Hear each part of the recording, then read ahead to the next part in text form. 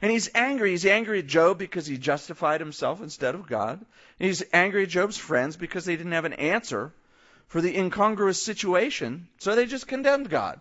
Oh, we can't figure this out. Yeah, Job's righteous, but this whole thing of the righteous don't suffer is not working out for him. I don't know. He must be bad. So he addresses Job in chapter 33. And he says, but please, Job, hear my speech and listen to all my words. Now I open my mouth, my tongue speaks in my mouth, my words come from my upright heart, my lips utter pure knowledge. The Spirit of God has made me, the breath of the Almighty gives me life. If you can answer me, set your words in order before me, take your stand. Truly, I am as your spokesman before God. I also have been formed out of the clay. Surely no fear of me will terrify you, nor will my hand be heavy on you. Now surely you've spoken in my hearing, and I've heard the sound of your words, saying, I am pure, without transgression. I am innocent, and there is no iniquity in me. Yet he finds occasions against me. He counts me as his enemy. He puts my feet in the stocks. He watches all my paths. Look, in this you are not righteous. I will answer you, for God is greater than man. Why do you contend with him? He doesn't give an accounting of any of his words. For God may speak in one way or in another, yet man does not perceive it. In a dream, in a vision of the night, when deep sleep falls upon men, while slumbering on their beds, then he opens the ears of men and seals their instruction, in order to turn man from his deed and conceal pride from man. He keeps back his soul from the pit and his life from perishing by the sword. Man is also chastened with pain on his bed, and with strong pain in many of his bones, so that his life abhors bread, and his soul succulent food. His flesh wastes away from sight, and his bones stick out, which were once not seen. I think he's describing Job right there, is what he's doing. Yes, his soul draws near the pit, and his life to the executioners. If there's a messenger for him, a mediator, one among 1,000, to show man his uprightness, then he is gracious to him and says, deliver him from going down to the pit.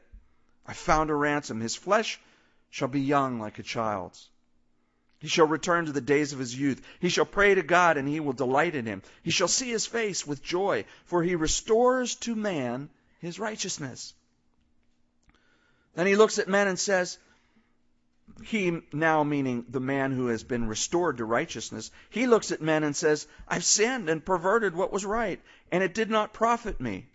He will redeem his soul from going down to the pit, and his life shall see the light. Behold, God works all these things twice, in fact 3 times with a man, to bring back his soul from the pit, that he may be enlightened with the light of life. Give ear, Job, listen to me. Hold your peace, I will speak. If you have anything to say, answer me. Speak, for I desire to justify you. If not, listen to me. Hold your peace, and I will teach you wisdom. And Job does not speak again until he speaks to God and confesses his sin before God and what he did. What's this guy Elihu saying? He's saying, look, you claim that God is punishing you. And I'm telling you, God speaks to us in a variety of ways.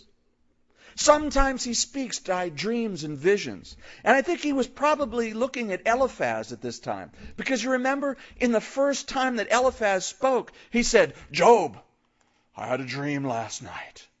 A dark vision. And this person came and spoke to me, and I was afraid. And he told me this, and I will now tell it to you. And then he told Job that he was a sinner. I think he was saying to Elihu, you know what? God does speak in that way. Sometimes God speaks through visions and dreams. Hebrews chapter 1 says, basically, and this is the Kevin Mallon translation, in a variety of ways throughout the ages, God has spoken to his people through his prophets. But in these last days, he has spoken to us by his Son, Jesus. You know, when you read the Old Testament and you look at all the different ways that God spoke, God is an interesting person. He's not boring.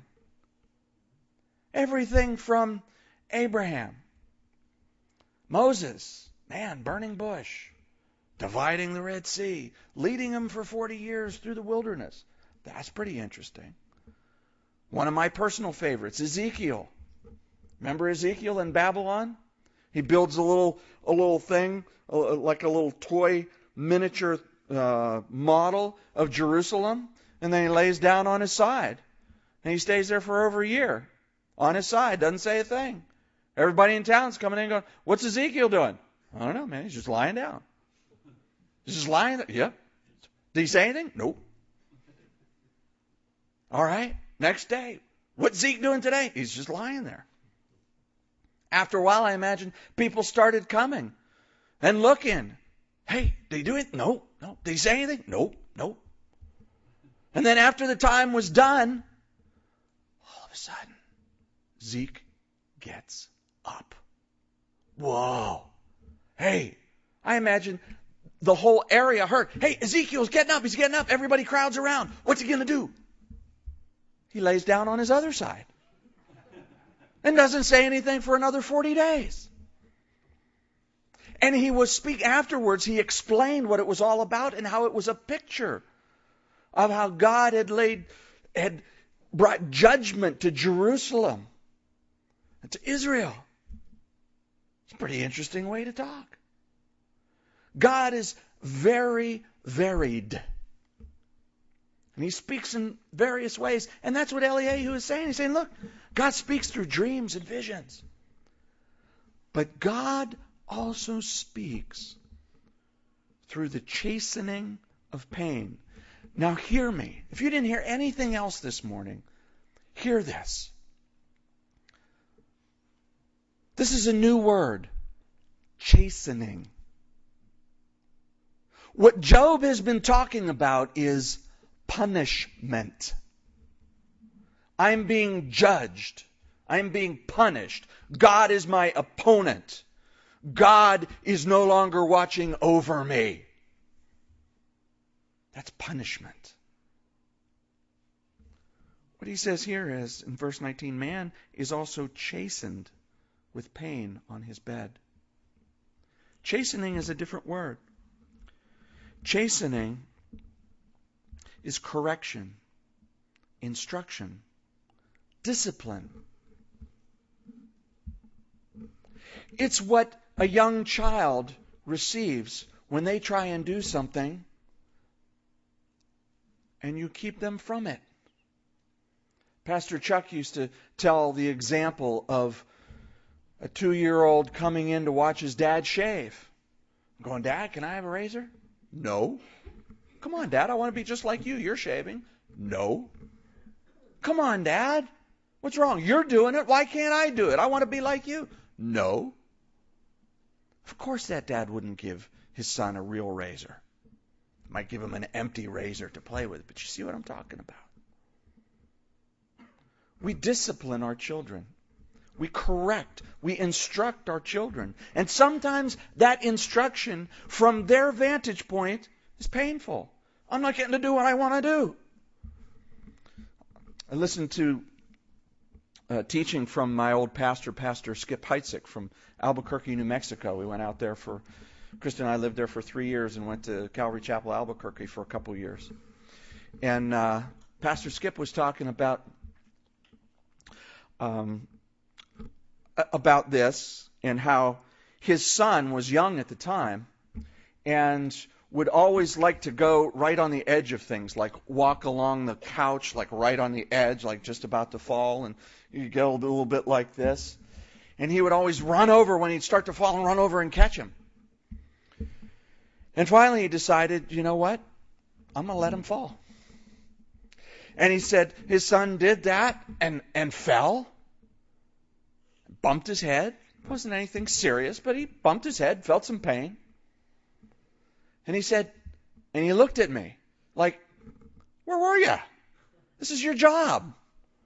Fell asleep on the job here. You let this happen to me.